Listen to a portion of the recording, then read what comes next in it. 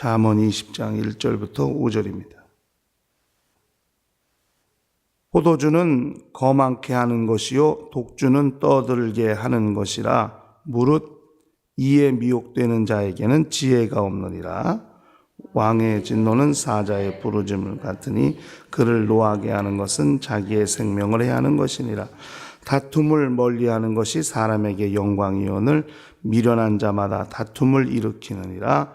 게으른 자는 가을에 밭 갈지 아니하나니 그러므로 거둘 때에는 구걸할지라도 얻지 못하리라. 사람의 마음에 있는 모략은 깊은 물 같으니라. 그럴지라도 명철한 사람은 그것을 길러내느리라. 아멘. 우리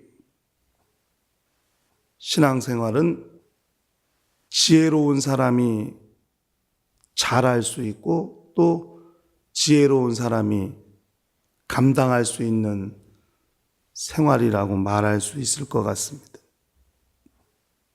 지혜가 없으면 영적 생활하는 게 많이 힘들 수 있을 것 같아요.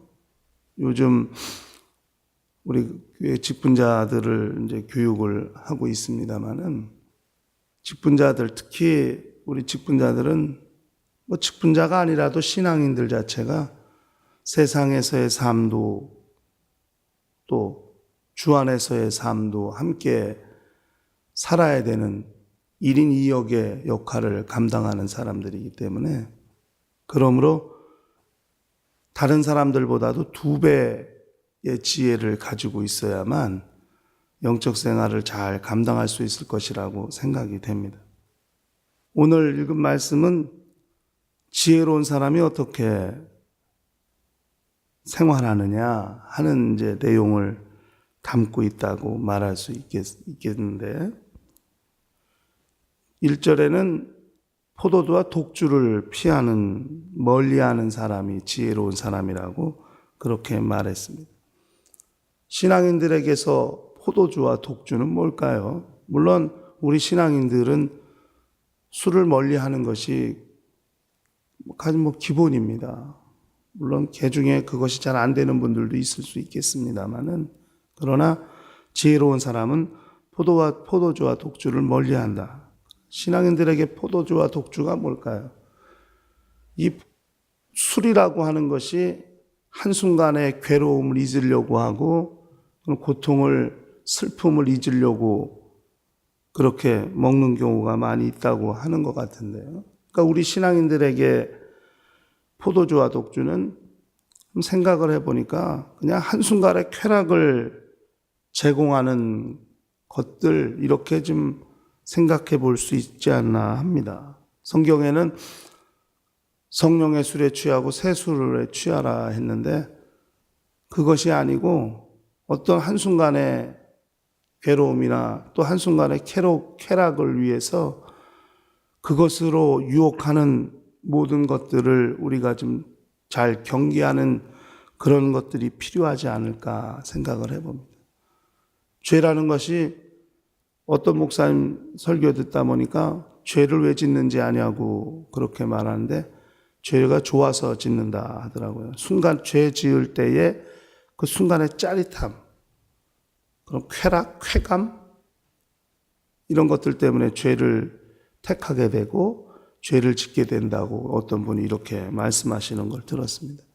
그 짧은 시간에 쾌락을 가져다 주는 것 때문에 결국 자기 영혼이 그늘지게 되고 또 영적 생활에 어둠이 엄습한다는 사실을 그 순간은 있는 거예요. 그러니까 이런 것들이 우리가 경계해야 될 어떻게 보면 독주와 같은 것이고 포도주와 같은 것이라고 말할 수 있을 것 같습니다. 두 번째는 왕을 경록해 하지 말라 하는 것이죠. 왕의 진노는 사자의 부르짖음 같다 했습니다. 그러니까 세상 임금을 말하는 것일까?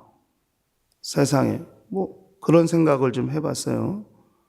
세상 임금을 물론 세상의 임금을 격독해 하지 말라는 이야기인데 우리 신앙인들에게 말할 때 이게 세상 임금에 해당되는 말일까 생각을 좀 해보게 됩니다. 오히려 하나님을 지칭하는 말씀이라고 생각해야 된다는 거예요. 신앙인들에게서 하나님을 경록해 하는 것, 하나님을 진노케 하는 어떤 그런 모습도 나타나지 말아야 하지 않을까 하는 생각이죠.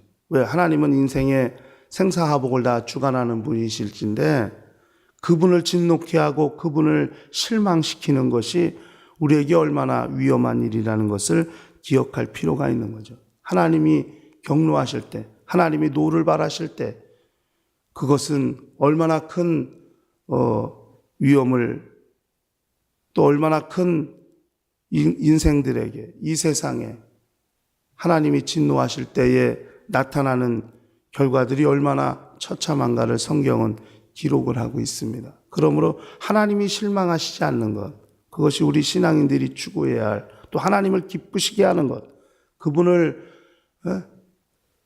기억하고 그분이 나를 향하여 어떤 생각을 가지시고 또 어떤 마음을 가지시게 할 것인가에 대한 관심은 대단히 중요할 수 있다. 이렇게 좀 보고 싶고요. 3절에 가니까 다툼을 멀리하라 이렇게 말씀했습니다.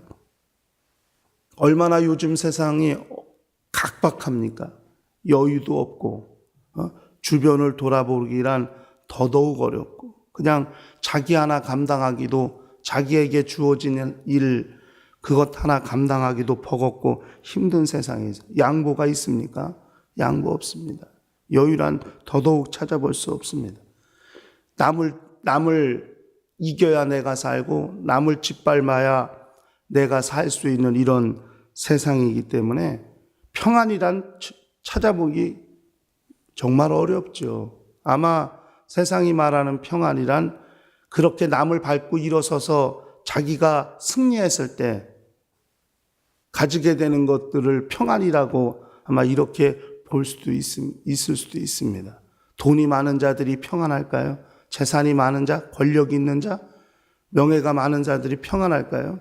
좀 그렇지 않을 것 같아요. 오히려 그 자리를 고수하려고 그것을 지키려고 얼마나 아둥바둥하고 몸부림치며 평안 없이, 재미없이, 여유 없이, 양보 없이 살고 있는가. 정말 다툼을 멀리한다는 것, 남과 싸워서 이겨야 하는 이런 시대를 살고 있기 때문에 정말 우리 신앙인들에게서 여유, 신앙인들이 갖는 평안, 화평, 화목 아마 대단히 중요한 요소일 수 있을 것이라고 생각합니다. 교회가 오히려 그렇기 때문에 그렇게 여유가 없고 그렇게 평안이 없는 세상 사람들이 평안을 얻고자 그 삶의 평안, 화평을 얻고자 찾아올 수 있는 곳 아마 교회가 되어야 할 텐데 교회 안에 그런 다툼이 그런 갈등이 여유 없는 것 이런 것들이 다 사라지고 하나님의 말씀으로 또 양육받고 주변을 돌아보고 배려하고 그렇게 품을 수 있는 너그러움과 여유로움이 넉넉한 것 아마 교회 안에서 갖춰줘야 될 중요한 요소일 수 있을 것이고 우리 신앙인들이 추구해야 될 또 중요한 삶의 모습일 수 있다 이렇게 생각을 해봅니다. 4절에 가니까 게으르지 말아야 한다 그랬죠. 게으른 자는 가을에 밭 갈지 아니하나니 이렇게 말했습니다. 그러니까 씨를 뿌릴 때 게으른 것 결국 추수할 때는 궁핍해지는 거죠. 남들이 다 일할 때 남들이 다 수고할 때 그렇게 마치 봄에 농부가 씨를 뿌리듯 또 가을에 씨를 뿌리고 가을에 심는 곡식류도 있어요. 겨울을 지나서 봄에 추수하는 것이 있습니다.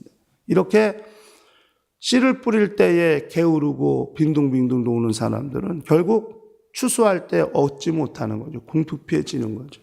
그러니까 우리 신앙인들에게서 게으름은 철저히 정말 배제돼야 될 영적 요소 중에 하나일 겁니다. 이 세상에서의 게으름은 결국 저 마지막 때 주님 앞에 설 때에 우리 영혼이 영원한 안식에 들어가게 될 때에 우리가 많은 것을 얻지 못하게 되는 그런 안타까운 현실을 맞이할 수도 있다는 생각을 좀 해야 되죠. 우리가 육체가 있을 때 부지런히 믿음의 선한 싸움을 싸우는 것은 결국 우리 영혼이 얻게 될 우리 영혼의 분깃, 우리 영혼의 상급과 연결이 되기 때문에 그러므로 게으름은 결국 영원한 궁핍을 가져올 수도 있다는 생각을 우리가 해보면서 우리 영적 생활할 때는 게으른 요소들은 철저히 배격해야 됩니다. 예수 믿기 전에 그렇게 게으름이 있었다 할지라도 신앙을 얻은 다음부터는 정말 믿음의 선한 싸움, 정말 열심히 힘을 다해서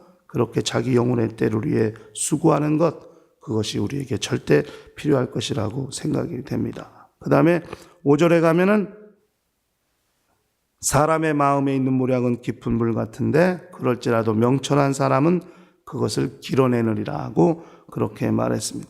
그러니까 지혜로운 사람은 그 지혜가 얼마나 중요하고 그것이 얼마나 필요한가를 알고 그것을 잘 활용할 줄 아는 사람이라 하는 거예요. 깊은 샘에서 그 물이 얼마나, 그 샘에서 길러내는 물이 자기 삶의 생활 가운데 얼마나 유익하고 꼭 필요한 것이기 때문에 깊은 곳에 있다 할지라도 땀을 흘리면서 그것을 길러내야만 물을 마실 수 있고 갈증을 해결할 수 있다는 것을 아는 것처럼 말이에요. 깊어서 그것을 들어올리기가 힘들다고 난 물 안 먹고 말래, 이렇게 물을 포기할 수는 없다는 거예요. 왜? 그러면은 사람이 사는데 상당한 불편이 있고 또 그 물이 없으면 살 수 없으니까요. 마치 지혜를 그와 같이 생각해야 된다는 거예요. 우리가 생활하는 데 있어서 정말 이 지혜는 대단히 필요하고 꼭 있어야 되는 것이기 때문에 어떤 힘들고 그러니까 어려운 역경 가운데서도 반드시 지혜를 찾아야 되고 지혜를 구해야 되고 지혜를 얻어야 된다는 생각을 가지고 그렇게 지혜를 활용할 수 있는 그런 삶의 모습을 갖는 것이 필요하다 하는 것을 성경은 말씀하고 있습니다. 영적 생활은 지혜가 있을 때 잘 감당할 수 있어요. 지혜 없는 자는 대단히 힘들게 사는 거예요. 다 모든 걸 지혜가 있으면 쉽게 또 아주 어렵지 않게 할 수 있는 일도 지혜가 없기 때문에 그냥 마치 맨 땅에 헤딩하듯이 그렇게 힘들고 어렵게 사는 사람들도 있습니다. 그러므로 우리가 하나님 앞에 간구하고 기도할 때에 오늘도 우리에게 지혜를 주시고 그 지혜를 잘 활용하게 하시고 그것을 통해서 영적 생활을 하나님이 허락하신 시간들 안에서 잘 감당하고 또 내 영혼의 때에 받게 될 많은 품격들을 준비하는 거룩한 역사가 있도록 그렇게 기도하시고 또 한날의 영적 생활을 성공하는 거룩한 심령들이 될 수 있도록 하시기를 예수 이름으로 간절히 축원합니다. 다 같이 통성으로 기도하십시다.